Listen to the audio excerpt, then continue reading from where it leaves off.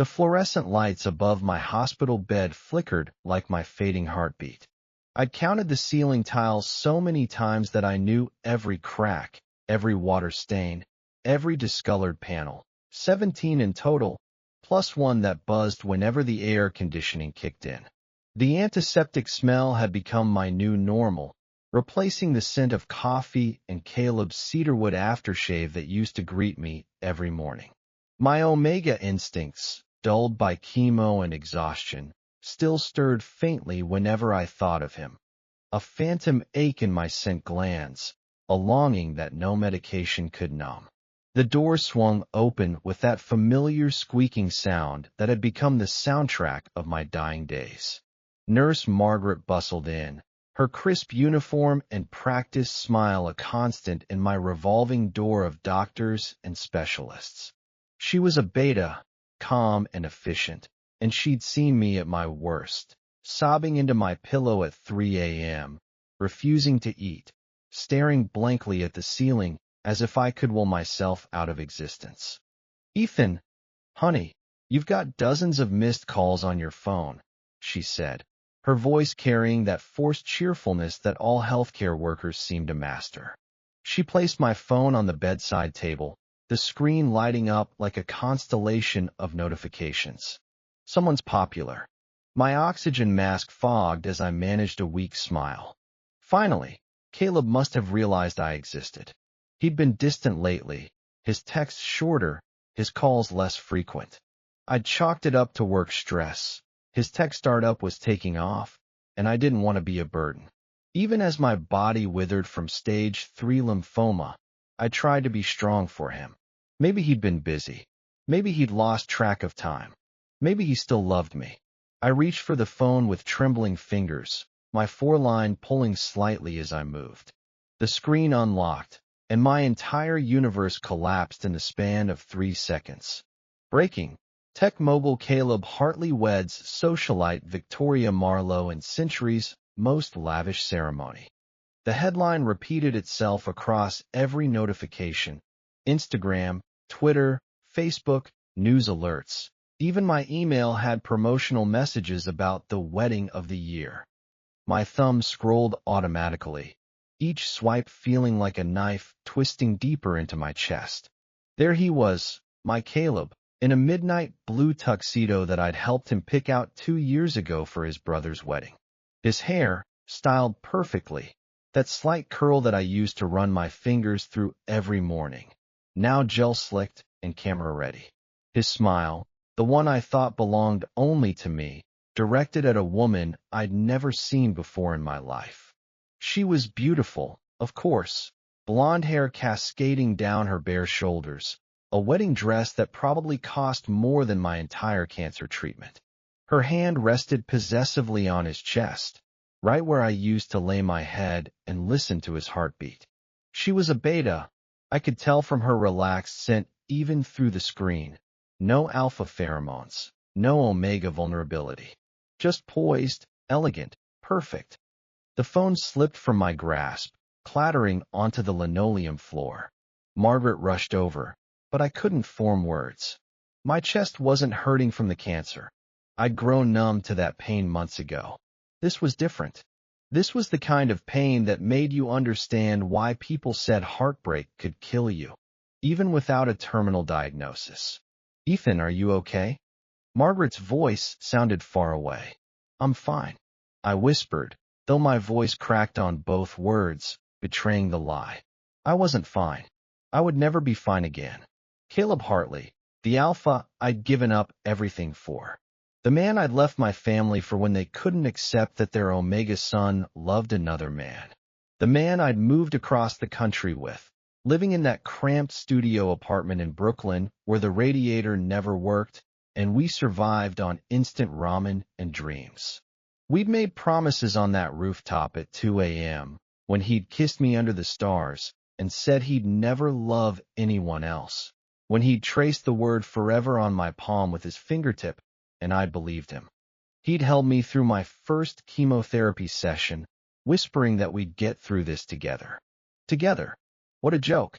Margaret retrieved my phone and set it on the table, screen down. as if that would somehow erase what I'd seen. But images burned into your brain don't care about screen orientation. My phone buzzed once, twice, 3 times. I didn't want to look, but my body moved on autopilot. Training your heart to stop hoping is harder than people think. Caleb, Ethan, I'm so sorry. I had no choice. Please understand. Caleb, the doctors said you were stable. I thought I had time. Caleb, I never stopped thinking about you. Not for 1 second. Had no choice. I'd chosen him every single day for 6 years. I'd chosen him over my parents, over career opportunities, over moving to California for that dream job. I'd chosen him when the doctor diagnosed me with lymphoma, and he'd promised that he'd be there through it all. My fingers hovered over the keyboard. I wanted to type something devastating, something that would make him feel even a fraction of what I was feeling. But what could I possibly say that would matter? He was married now, probably cutting into a 5-tier cake, probably doing that stupid tradition where they feed each other and everyone laughs and takes pictures. I deleted the message draft without sending it. The oxygen mask felt suffocating. I adjusted it, but my breathing remained shallow. The heart monitors started beeping faster, erratic lines dancing across the screen like they were mocking my pain. Ethan, you need to calm down. Your vitals are spiking. Margaret pressed the call button, her professional mask slipping just enough for me to see genuine worry. Dr. Harrison is coming. Just breathe, honey. In and out. But how do you breathe when the person who taught you how to live has just married someone else? Dr. Harrison arrived, all business in his white coat. He checked my monitors, shining that little flashlight in my eyes while asking questions I barely registered. All I could think about was Caleb's hand on Victoria's waist in that photo, the way he smiled at her. Did he ever smile at me like that? Or had I been too sick, too weak, too much of a burden for his alpha ego to handle? Your stress levels are dangerously high, Ethan, Dr. Harrison said, his tone shifting from clinical to concerned. I know you're going through something, but you need to understand, your immune system is already compromised. Your body can't handle this kind of emotional trauma right now. It could trigger complications. Then let it, I said flatly. Let the complications come. The doctor and nurse exchanged glances. I'd become that patient, the one who'd given up, the one who didn't care anymore whether they made it through the night. After they left, I pulled out the journal my therapist had suggested. Write down your feelings, Ethan. It helps process the trauma. But how do you process betrayal? How do you write about the moment you realize you were never as important as you thought? My pen trembled as I wrote. Caleb, I wonder if you ever think about the promises you made. The way you held my hand through every treatment. The way you said, I love you, like it was a prayer. Was it all a performance? Were you already planning your exit while I was fighting to stay alive for you? I closed the journal, unable to continue. The words felt pathetic, even to me. Outside my window, the city lights twinkled like distant stars. Somewhere out there, Caleb was celebrating his new beginning. Champagne toasts, first dance, honeymoon plans. Maybe they'd go to Santorini, the place he and I had always talked about visiting someday. My phone buzzed again. More messages, more excuses, more empty words. I turned it off completely. The night stretched endlessly before me. Sleep felt impossible. Every time I closed my eyes, I saw that wedding photo. Him in his tuxedo, her in her perfect dress, their hands intertwined, the hands that used to hold mine. I lay there in that sterile hospital room, tubes in my arms and machines monitoring my dying body, and realized something profound. Sometimes the cancer isn't what kills you. Sometimes it's the person you loved most who delivers the fatal blow.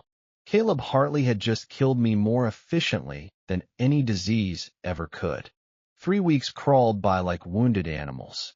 The hospital room had become my entire world, a 12 by 14-foot box of white walls and antiseptic smell. I'd memorized every water stain on the ceiling, every scratch on the furniture, every pattern in the linoleum tiles. Dr. Harrison kept saying I was showing improvement, but I knew better. My body might have been healing, but something inside me had fundamentally broken. I hadn't turned my phone back on since that night. Let Caleb's messages pile up in digital purgatory. Let him wonder if I was even alive. Maybe that would give him a taste of what I'd been feeling. It was a Thursday afternoon. I only knew because Margaret mentioned it during rounds, when everything changed again. I was staring out the window, watching pigeons fight over a stale sandwich, when someone knocked. "Come in," I said without looking, expecting another nurse with more pills or another resident wanting to practice taking blood. The door opened slowly, too slowly. I turned my head, and time fractured. Caleb stood in the doorway like a ghost. Or maybe I was hallucinating from the medication. He looked different. His dark hair had grown longer, messier, like he'd stopped caring about grooming. Dark circles shadowed those gray eyes that used to sparkle when he laughed. His sharp jawline was covered with stubble, and the expensive suit he wore hung slightly loose, as if he'd lost weight. His alpha scent, cedar and rain, was muted, tainted with stress and exhaustion. "Ethan." He breathed my name like a prayer and a curse combined. I couldn't speak. My vocal cords had turned to stone. We stared at each other across the room, a distance of maybe 10 feet that felt like continents. He took a hesitant step forward. "I got your voicemail. I've been trying to reach you for weeks. Your phone's been off, and the hospital wouldn't tell me anything because I'm not your emergency contact anymore. Why are you here?" My voice came out colder than I knew I was capable of. Arctic, lethal. My omega instincts screamed to submit, to welcome him, but I crushed them under the weight of my rage. He flinched like I'd slapped him. "Because I needed to see you. To talk to you. To make you understand." "Understand what?" I sat up straighter, ignoring the pull of my fore. "Help me understand how you married someone else while I was lying here wondering if I'd live to see tomorrow. Was the wedding nice? Did you cry during the vows? Did you mean it when you said, 'till death do us part'? Or was that just another lie like all the others?" "Stop." His voice cracked. He moved closer, each step deliberate, like approaching a wounded animal. "Don't do this." "Don't do what?" "Don't be hurt. Don't be angry. Should I be happy for you, Caleb? Should I send a gift? I hear Target has great wedding registries. I didn't want to marry her." The words exploded out of him, echoing off the sterile walls. His hands clenched into fists at his sides. "Do you think I wanted any of this? Do you think I wanted to stand at that altar and say vows to someone who isn't you?" I laughed, actually laughed. The sound was bitter and broken. Could have fooled me. Those wedding photos looked pretty convincing. Those photos are lies. His voice dropped to something raw and desperate. Every smile was fake. Every moment was torture. I was dying inside, Ethan. I still am. "Well, welcome to the club," I shot back. "Except I'm dying literally, not metaphorically. But hey, at least you got a wife out of the deal." He reached for my hand. I jerked away so fast my foreline pulled, sending a spike of pain through my arm. Worth it to see the devastation on his face. "Don't touch me," I said quietly. "You lost that right when you put a ring on someone else's finger." Ethan, my family, they forced me. The company was failing, and Victoria's father offered to save it, but only if I married her. It was business. Just business. Just business. I repeated incredulously. "You sold yourself like a commodity, and you didn't think to tell me? To ask me? To give me any choice in watching my entire life fall apart?" "You were sick," he said desperately. "You were so sick, Ethan. I couldn't burden you with my problems when you were fighting just to breathe. So you made the decision to destroy us without even consulting me." My voice rose despite my weakness. "You decided I was too fragile to handle the truth, but strong enough to handle seeing wedding photos all over social media? Do you have any idea what that did to me?" He closed his eyes, tears finally spilling down his cheeks.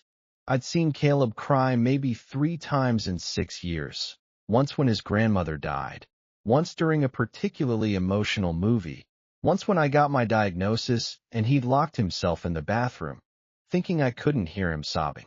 I thought I was protecting you, he whispered. You thought wrong. Silence filled the room like toxic gas. The machines beeped. The ventilation system hummed. Somewhere down the hall, someone laughed, a sound so foreign it seemed obscene. Does she know? I asked suddenly. Your wife? Does she know about me? He nodded slowly. She knows everything. And she was okay with it?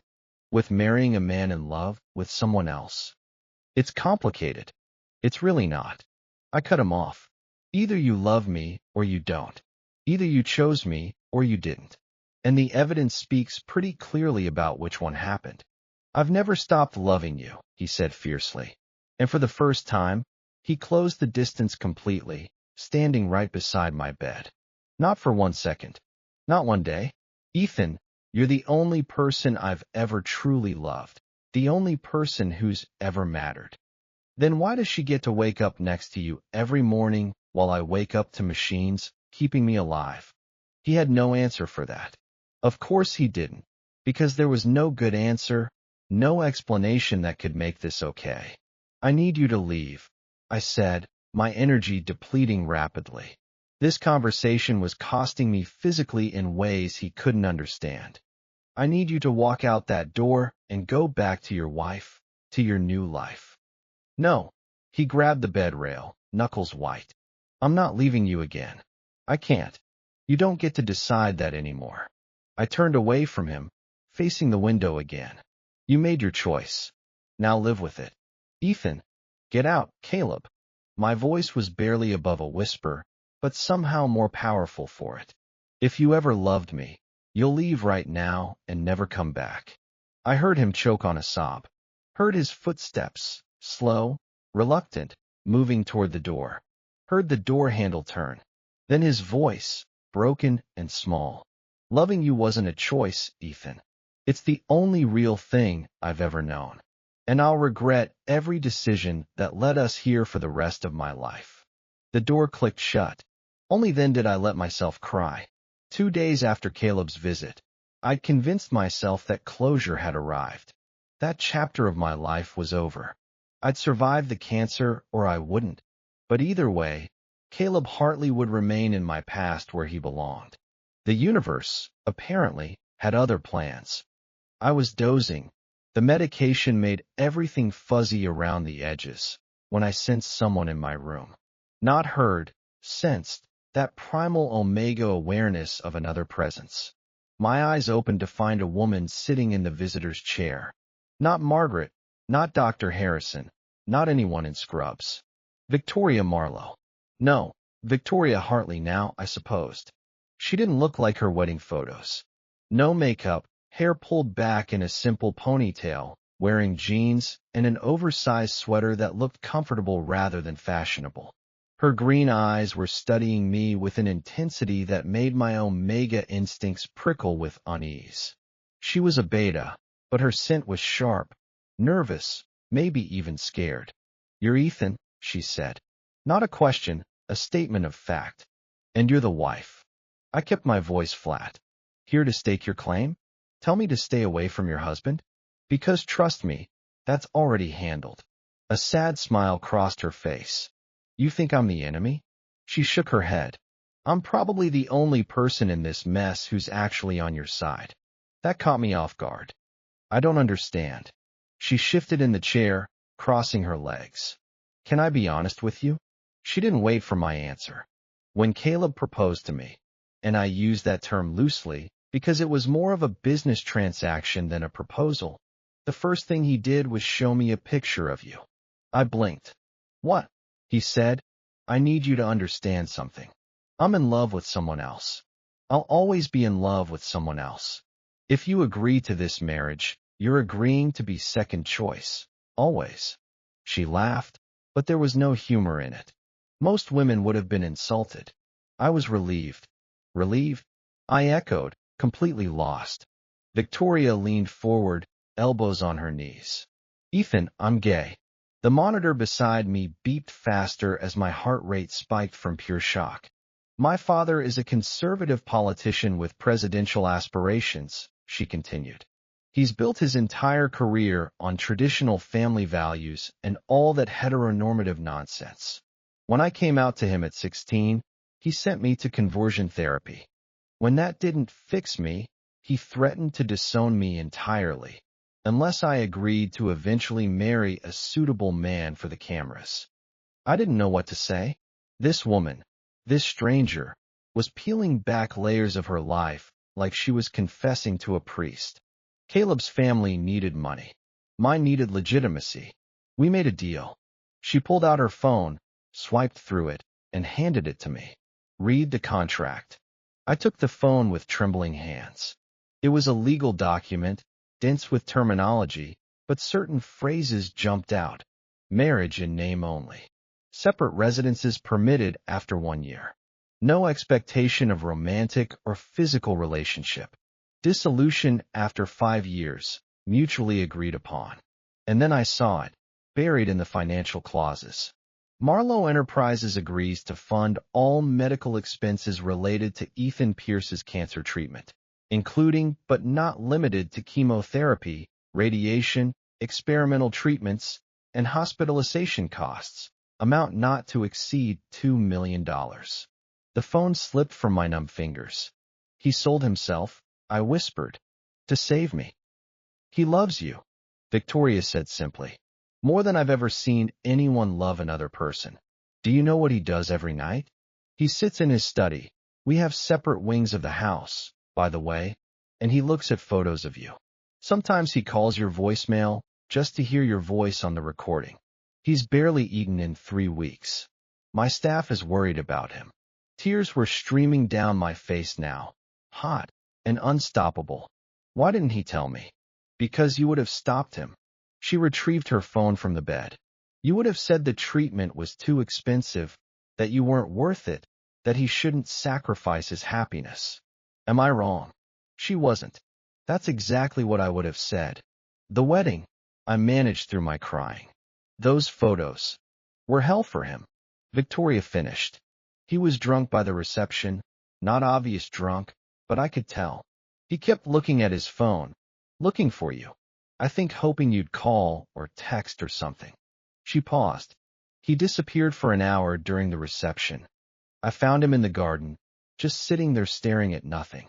When I asked if he was okay, he said, I just married someone else while the person I love is dying. How could I possibly be okay? My chest felt like it was caving in. All that anger I'd been holding on to, all that betrayal, and underneath it all, Caleb had been sacrificing everything. Why are you telling me this? I asked. Why come here? Victoria stood, smoothing out her jeans. Because I've watched him suffer for weeks, and I can't do it anymore. Because you deserve to know the truth. And because, she hesitated, vulnerability crossing her features. Because I know what it's like to not be able to love who you want. I have someone too, a woman I've loved for 4 years, who I can never acknowledge publicly. So I understand the kind of pain you both are in. I yelled at him. I said quietly. When he came here, I told him terrible things. He knows why. He doesn't blame you. She moved toward the door, then stopped.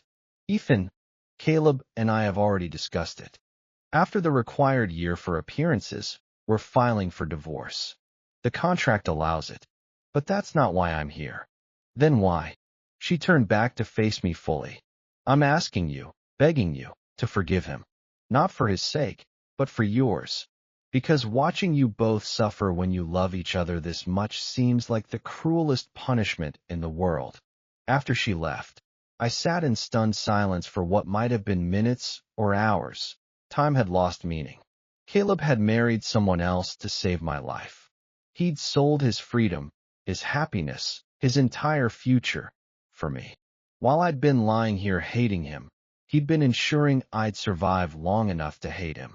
The cruelty of it was almost poetic. I looked at my phone, still powered off on the bedside table. My thumb hovered over the power button.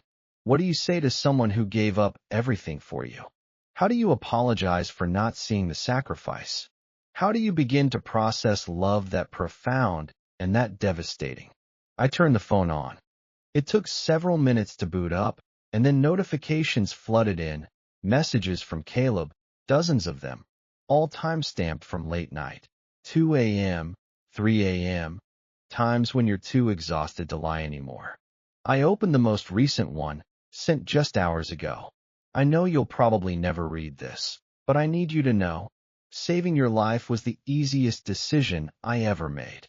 I'd do it again. I'd do it 1,000 times. You're worth everything, Ethan. You always were. My finger hovered over the reply button as my heart finally understood what my mind had been too angry to see. Sometimes love isn't about staying. Sometimes it's about leaving. And sometimes the greatest act of love is sacrificing your own happiness so the person you love can live. Caleb Hartley had done exactly that, and I'd sent him away. The hospital discharge papers felt surreal in my hands. 7 weeks of white walls and beeping machines, and suddenly I was being released, back into a world that had moved on without me. Dr. Harrison gave me the standard speech about rest, medication schedules, follow-up appointments, but his eyes held something else, relief, maybe, or pity, probably both. Margaret wheeled me to the exit despite my protests that I could walk. Hospital policy, she said, but I knew she was just being kind. She'd seen me at my worst, crying into my pillow at 3 a.m., refusing to eat for days. She hugged me goodbye at the automatic doors. Take care of yourself, Ethan. You deserve happiness. The Uber ride home took 23 minutes. I counted every second, watching familiar streets pass by through the window. The coffee shop where Caleb and I used to get lattes every Saturday. The bookstore where we'd spend hours just browsing, never buying. The park where he'd first told me he loved me under a maple tree that had probably shed and regrown its leaves twice since then. Everything looked the same. Everything felt different. My apartment building loomed ahead, red brick, 5 stories, fire escape zigzagging down the front like a scar. Our apartment, except it wasn't ours anymore, was it? I'd been paying rent from my savings, but Caleb's name was still on the lease. His clothes were probably still in the closet. His toothbrush likely still in the holder by the sink. I climbed the stairs slowly, my body protesting each step. The chemo had stolen my strength, left me feeling decades older than 28. By the 3rd floor, I had to stop and catch my breath, leaning against the railing while a neighbor passed with their dog, offering a polite smile I couldn't quite return.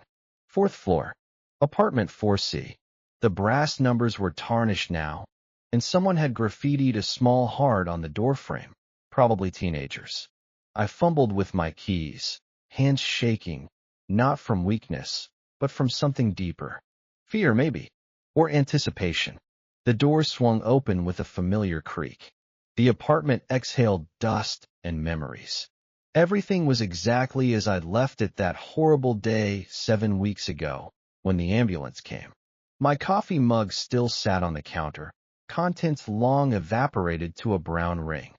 Mail piled up by the door, bills, advertisements, a postcard from my sister I couldn't bear to read. And there, draped over the back of the chair by the window, was Caleb's leather jacket. I walked over and touched it. The material was cool, soft, worn in all the places where his body had shaped it over years of wear. I lifted it to my face and inhaled cedar, rain, and the faint musk of alpha pheromones that had once made my omega heart race. The scent punched through my carefully constructed walls, and suddenly I was 22 again, watching him shrug into this jacket before our first real date, nervous and beautiful and mine. The doorbell rang. My heart stopped, restarted, galloped. I knew who it was. Somehow I knew. I opened the door, and there he stood. Caleb.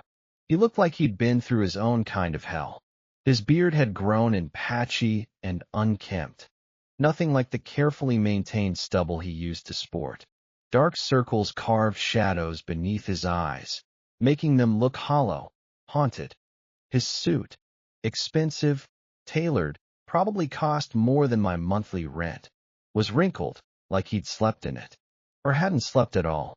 Ethan, my name cracked in his throat like breaking glass. Come in, I said, stepping aside, because what else could I do? Turn him away? I'd done that once already, and it had solved nothing. He entered hesitantly, like he was stepping into a museum of our past. His eyes cataloged everything, the mug, the mail, his jacket. When his gaze landed on that leather jacket, something in his expression crumbled. We stood in the middle of the living room, 5 feet apart, an ocean of unspoken words between us. Victoria told me everything, I said, breaking the silence because someone had to. About the contract, about the medical bills, about why you really married her. Caleb's eyes closed, his jaw clenching. I wanted to tell you myself. I tried to find the right words, the right moment. But there's no good way to say I sold my freedom to keep you alive. You saved me. The words felt inadequate. You gave up your entire life so I could keep mine. Your life isn't something to give up for, Ethan. It's everything. Tears tracked down his cheeks, disappearing into his beard. Every breath you take, every moment you exist in this world, that's worth anything I had to sacrifice. I'd do it again without hesitation. I'd do it 1,000 times. I moved toward him, my body making the decision while my mind was still processing. It was the first time in 3 months I'd been this close to him. I could see the new lines around his eyes, the gray hair starting at his temples. Pain had aged him. You left me, I said softly, not accusing now, just stating fact. I died a little bit every day in that hospital bed, Caleb. Every single day, so did I. His voice broke completely. Every morning I woke up next to someone who wasn't you. Every night I stared at the ceiling in a house that wasn't home. I was breathing, but I wasn't alive. Ethan, I haven't been alive since the day I walked away from you. I reached for his hand. His fingers intertwined with mine immediately, desperate, like he was afraid I'd disappear if he didn't hold on tight enough. What happens now? I asked. You're still married to her. The divorce papers are ready. He squeezed my hand. Victoria's been more than understanding. She wants this as much as I do. She has her own reasons, her own person. She wants to be free to love, too. We're both prisoners of circumstances we never wanted. Caleb, let me finish. He pulled my hand to his chest, holding it over his heart. I could feel it racing beneath my palm. I'm asking for something I don't deserve, another chance. A real chance. I know I hurt you. I know I broke your trust. But I swear on everything I am, I will never leave you again. Not for business, not for family, not for anything. You're my choice. You've always been my only choice. I looked into his eyes, those gray eyes that had watched me fall asleep 1,000 times, that had cried with me through bad news and laughed with me through good. Eyes that held my entire history, and maybe my future. One more chance, I whispered. But Caleb, if you break my heart again, I won't survive it. I won't. He pulled me into his arms, and I let him. God, I let him. His embrace was familiar and foreign all at once. The same arms, the same warmth, but everything felt more fragile now, like we were both made of glass. I love you. I never stopped, not for 1 second. I love you too. And saying it out loud felt like exhaling after holding my breath underwater. I tried to hate you. I wanted to hate you. I know. He pressed his forehead against mine. But you couldn't. No, I couldn't. We're going to be okay, he promised. I promise you, Ethan, we're going to be okay. And for the first time in 3 months, I almost believed it. The next 3 weeks felt like stepping into an alternate timeline where everything had gone right instead of catastrophically wrong. Caleb moved back in gradually. First he brought over some clothes, then his laptop, then his books, his coffee maker, his vinyl collection. Each item felt like a small victory, a piece of him returning home. We didn't talk about the apartment across town that he technically still shared with Victoria. That place was just a building. This was home. The divorce proceedings moved forward smoothly. Victoria's lawyer and Caleb's lawyer exchanged documents with professional efficiency. No drama, no fighting, just two people untangling a contract marriage so they could both be free. She texted me once, "Take care of him. He's one of the good ones." I replied, "Thank you for everything." It felt inadequate, but honest. We fell back into rhythms that felt both new and ancient. Morning coffee, except now Caleb made it because I was still regaining my strength. Late night conversations on the couch, my head in his lap while he played with my hair. Sunday breakfasts that turned into Sunday afternoons because neither of us wanted to leave bed. Lazy kisses, gentle touches, relearning each other's bodies and boundaries. The cancer had changed me physically. I was thinner, weaker, scarred in places. The first time Caleb saw the port catheter scar on my chest, he cried. He traced it with his fingertips like it was something precious, rather than a mark of trauma. "You fought so hard," he whispered. "You're the strongest person I've ever known." My follow-up appointments were good, clear scans, blood work improving. Dr. Harrison used words like remission and excellent prognosis. Each positive result felt like exhaling after holding my breath. Caleb came to every appointment, holding my hand in the waiting room, asking the doctor questions I was too afraid to voice. One evening, we sat on the fire escape outside our bedroom window, something we used to do before everything fell apart. The city spread out below us, lights flickering like earthbound stars. October air carried the first real chill of autumn. "I miss this," Caleb said, his arm around my shoulders. "Just sitting with you. Not talking. Just being." "Me too." I leaned into him, soaking up his warmth. "Ethan, I've been thinking." He paused, choosing his words carefully. "When the divorce is final, and I mean completely final, all the paperwork done, I want us to start fresh. Really fresh. Maybe take a trip somewhere.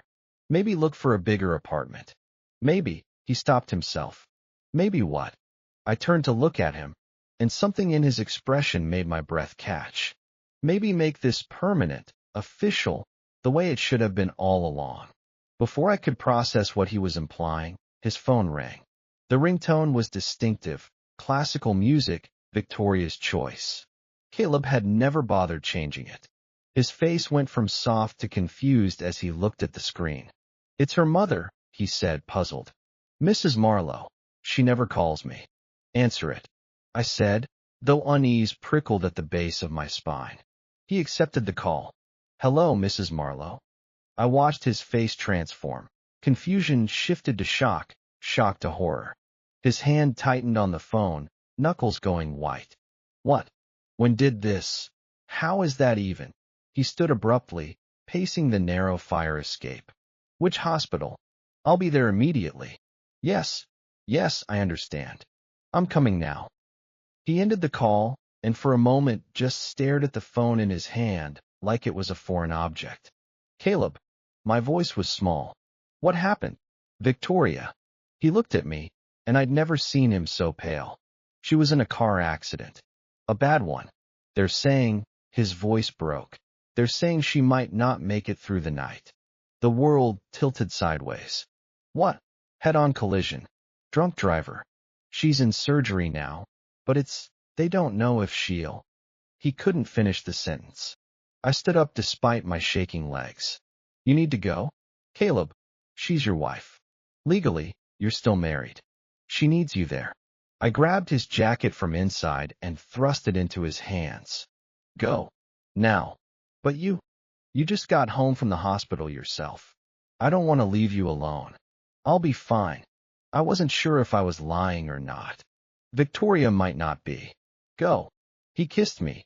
Quick, desperate, tasting of coffee and fear. "I'll call you as soon as I know anything. I love you. I love you too. Now go."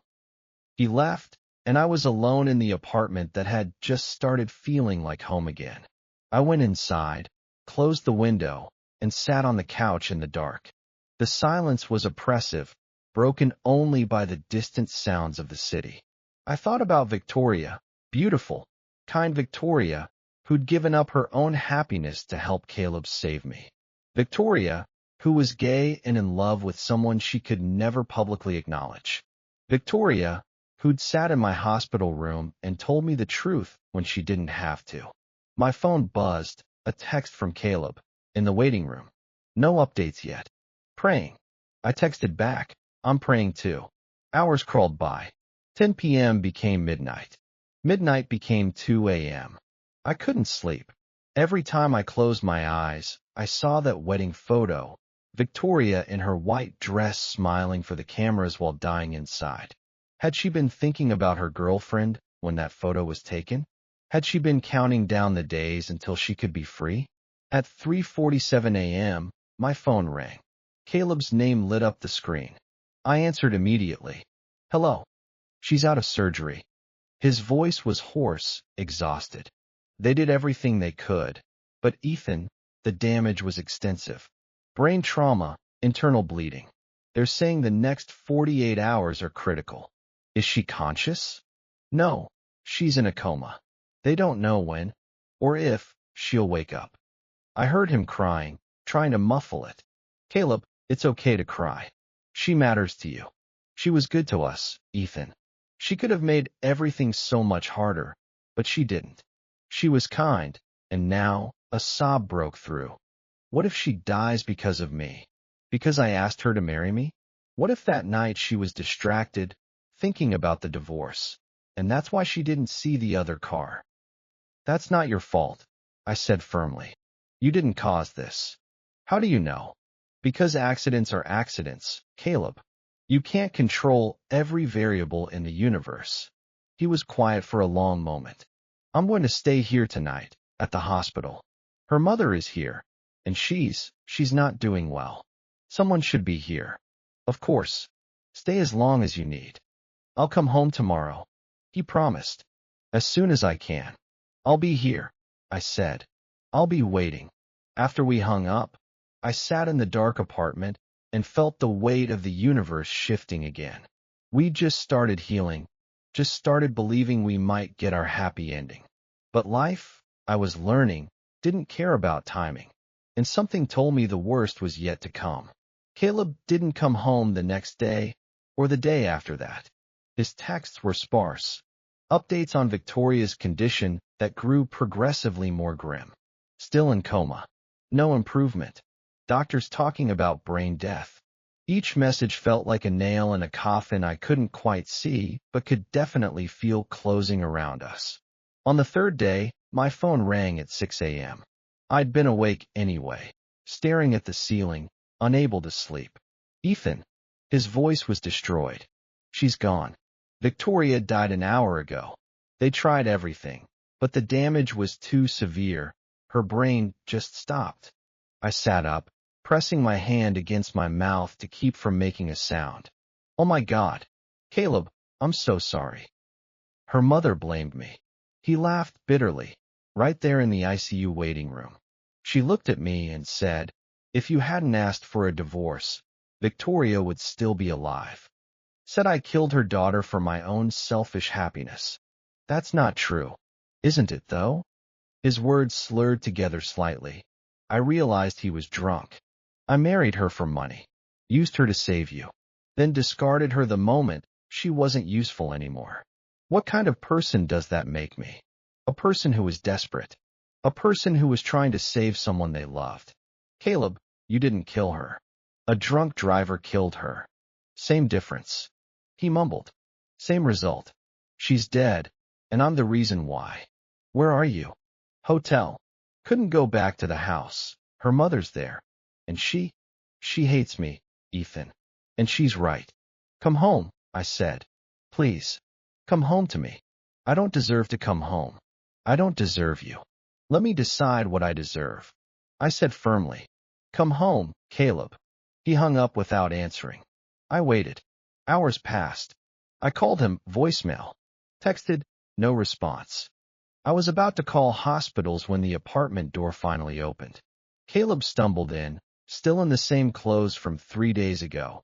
He smelled like whiskey and grief. His eyes were bloodshot, face haggard, beard even more unkempt. He looked at me like he was seeing a ghost. She was 26, he said, voice hollow. 26 years old. Her whole life ahead of her, and now she's just gone. Like she never existed. She existed. I approached him slowly. She mattered. She made a difference. I used her. He swayed slightly, drunker than I'd thought. That's all I did. Used her money. Used her kindness. And she died still trapped in a fake marriage to someone who didn't love her. She knew you cared about her. Caring isn't love, he shouted, making me flinch. Immediately his expression crumpled. I'm sorry. I'm sorry. Ethan, I didn't mean to. I can't do this. I can't be here. I can't be with you knowing what I did. What are you saying? I'm saying you deserve better than someone who destroys everyone he touches. He moved toward the bedroom, pulling out a duffel bag from the closet, and started throwing clothes into it randomly. I'm saying I'm poison, Ethan. I'm saying everyone I love ends up hurt. And I can't. I won't do that to you anymore. Stop it. I grabbed the bag from his hands. You're grieving and drunk and not thinking clearly. I've never thought more clearly. He took the bag back. Victoria is dead because of me. You almost died because I wasn't there when you needed me. I ruin everything. Everything. It's what I do. Caleb, please. I love you too much to keep destroying you. Tears streamed down his face. Can't you see? Loving me nearly killed you once already. I won't let it happen again. He zipped the bag closed and headed for the door. Something in me snapped. So that's it. I shouted. You're just going to leave again? You left me in that hospital. You left me to marry Victoria. And now you're leaving again because you're too afraid to deal with the consequences of being human, of making mistakes. Ethan, no. I walked over to him, grabbed his arm, forced him to look at me. You don't get to make this decision alone. You didn't abandon me in that hospital, Caleb. You saved my life. Yes, Victoria died. And that's tragic and awful and unfair, but you didn't kill her. A drunk driver did. You didn't cause my cancer, biology did. You're not destroying me by loving me. You're the only reason I fought to survive. His face crumpled. I don't know how to live with this guilt. Then we'll figure it out together. I cupped his face in both hands. That's what love is, Caleb. It's not just the good parts. It's the guilt and the grief and the mistakes. It's choosing each other even when it's hard, especially when it's hard. I don't deserve you, he whispered. Maybe not. I agreed. But you've got me anyway. So stop trying to run away from the one person who's choosing to stay. He dropped the duffel bag. It hit the floor with a muffled thud, clothes spilling out, and then he was kissing me. Desperate, messy, tasting like whiskey and salt and sorrow. I kissed him back, just as desperately, trying to pour everything I felt into that single moment. I'm sorry, he gasped between kisses. I'm so sorry for everything. For leaving, for not being strong enough. Stop apologizing and just stay. I pressed my forehead against his. Stay with me through all of it. The guilt, the grief, the healing, all of it. Okay. He breathed. Okay. I'm staying. I'm here. I'm not going anywhere. We held each other in the doorway until we both stopped shaking. Victoria's funeral was the following week. Small, private, just family and close friends. Her mother didn't speak to us, but she didn't ask us to leave either. I watched Caleb stand at her grave, watched him lay flowers on her casket, watched him silently ask for forgiveness he might never feel he received. Afterwards, in the car, he turned to me. I want to create a scholarship in her name for LGBTQ+ students pursuing business degrees. Something that would have meant something to her. Something that keeps her memory alive in a way that matters. That's beautiful, I said. It's not enough, he said, but it's a start. We drove home in comfortable silence. When we got back to the apartment, he took my hand. I meant what I said before about starting fresh, about making this permanent. He pulled a small box from his jacket pocket. Simple, elegant. I bought this 2 years ago, before you got sick, before everything fell apart. I was going to propose at that Italian restaurant you love, but then life happened. He opened the box. 2 simple silver bands nestled in velvet. Marry me, Ethan. Not because of contracts or business deals or anything except this. I love you. I choose you. I want to spend whatever time we have left on this earth choosing you every single day. I looked at the rings, at his face, at our reflection in the window behind him. 2 people who'd been through hell and somehow found each other on the other side. Yes, I said. Yes, I'll marry you. He slipped the ring on my finger, and I slipped the other on his. And finally, we could start healing together. The silver band on my finger caught the morning light as I reached for my coffee, and every time I saw it, my heart did a little flip. 2 weeks had passed since Caleb's proposal, and we'd spent every spare moment planning a future that once seemed impossible. The divorce from Victoria was finalized quietly. No media circus, no scandal, just a joint statement about irreconcilable differences that satisfied the lawyers and let both families save face. Victoria's mother had stopped returning Caleb's calls, but he'd sent a long letter to her, apologizing not for loving me, but for the pain the arrangement had caused. She never replied, but he said he didn't need her forgiveness. He needed to give her his truth. You're staring at the ring again, Caleb said from the kitchen doorway, a towel slung over his shoulder and a smile playing on his lips. He'd started cooking again, badly, but enthusiastically, and the smell of burnt toast filled the apartment. I'm starting to think you love that ring more than me. Impossible. I crossed to him and wrapped my arms around his waist, pressing my face into his chest. His alpha scent, cedar, rain, that familiar warmth, wrapped around me like a security blanket. I love you more than anything. The ring is just a bonus. He kissed the top of my head, his fingers threading through my hair. Good answer. Then he pulled back, his eyes serious. I've been thinking about the wedding, about what we want. Not a big affair like the last one. Something small, intimate. Just us and the people who actually matter. Like who? I asked carefully. My family hadn't spoken to me in years, not since I'd come out as an Omega and chosen Caleb over their expectations.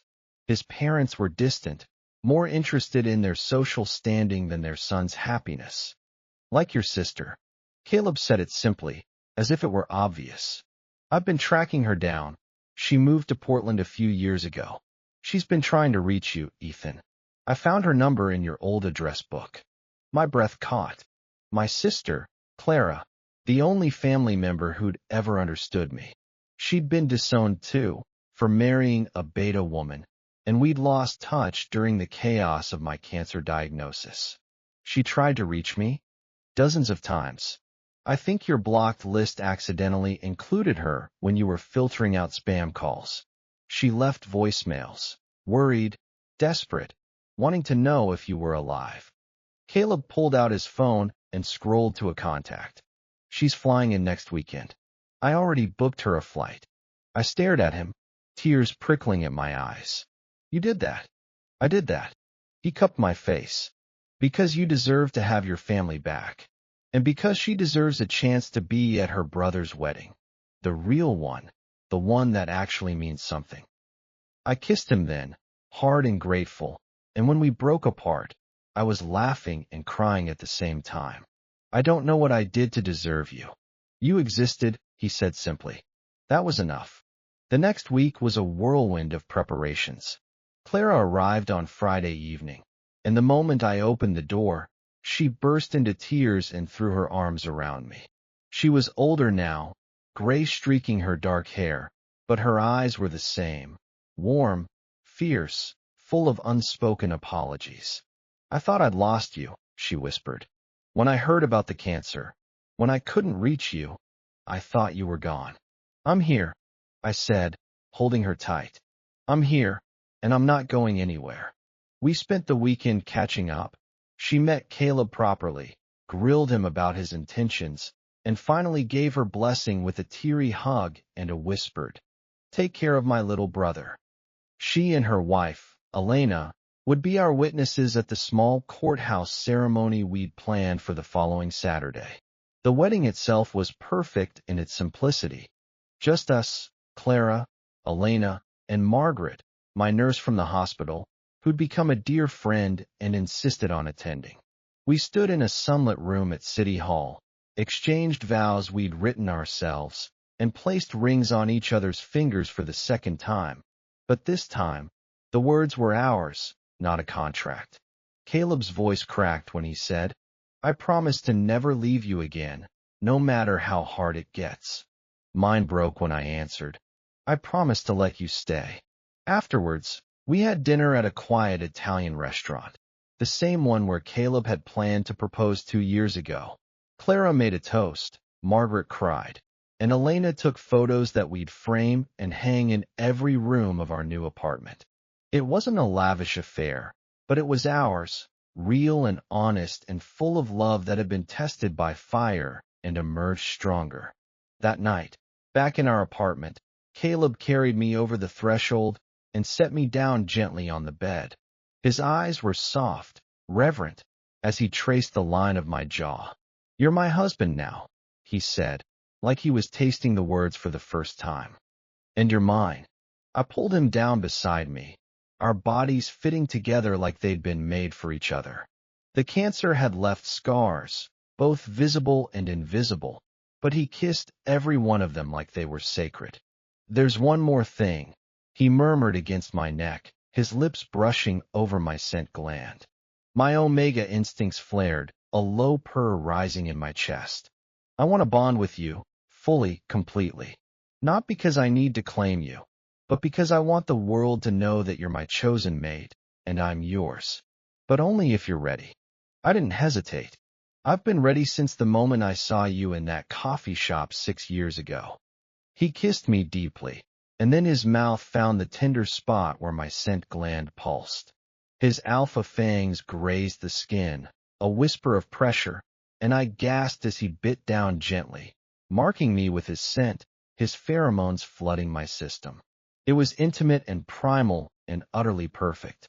I felt his bond settle into my chest like a warm, golden thread, connecting us in a way that words never could. When he pulled back, his eyes were glistening.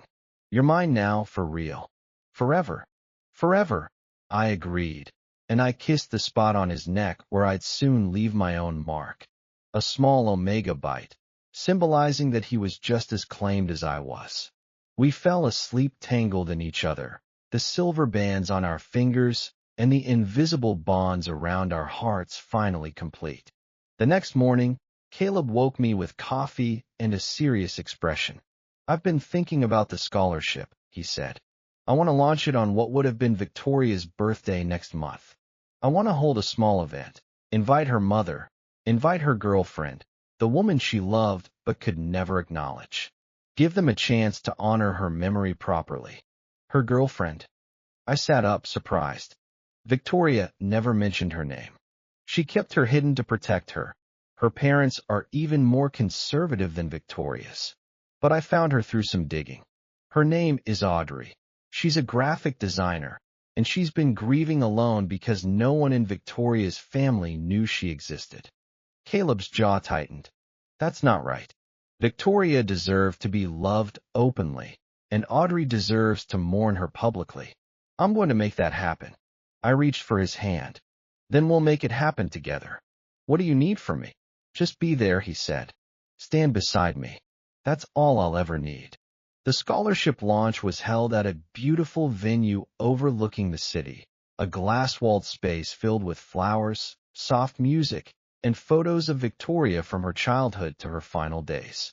Her mother arrived with a stiff expression, but when she saw Audrey, a quiet, red-eyed beta clutching a framed photograph, something in her crumbled. She approached Audrey slowly, and I heard her whisper, "She talked about you." I didn't know it was real. I didn't want to know. Audrey nodded, tears streaming. "She loved you too. She just couldn't be who you wanted her to be." They embraced, and for a moment, the room held its breath. Then Caleb stepped forward and announced the scholarship, a $100,000 annual fund for LGBTQ+ students pursuing business degrees in Victoria's name. He spoke about her kindness, her strength, her determination to live authentically even when the world tried to force her into a box.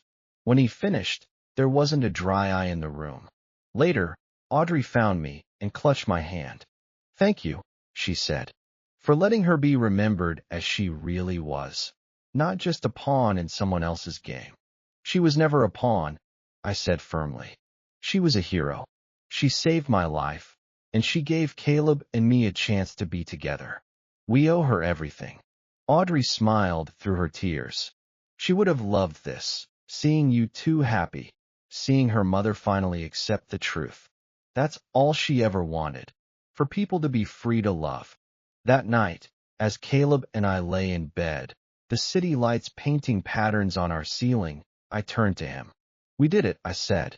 "We made it through all of it. The cancer, the wedding, the loss, the guilt. And we're still here. We're still here," he repeated, pulling me close. "And we're going to be okay." "I know." I pressed my forehead to his.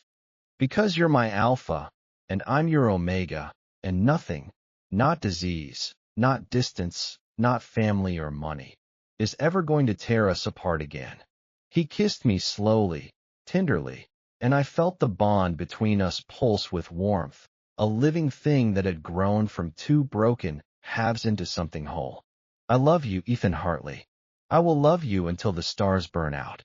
And I will love you until the universe forgets our names," I replied. "But I have a feeling that will take a very long time." He laughed, that beautiful, unguarded laugh that I'd fallen in love with 6 years ago, and I realized that every tear, every sleepless night, every moment of despair had been worth it to reach this place. Here, in his arms, with our rings and our marks and our shared future stretching out before us, I wasn't dying anymore. I was living, truly, fully, irrevocably alive. And that, I decided, was the greatest miracle of all.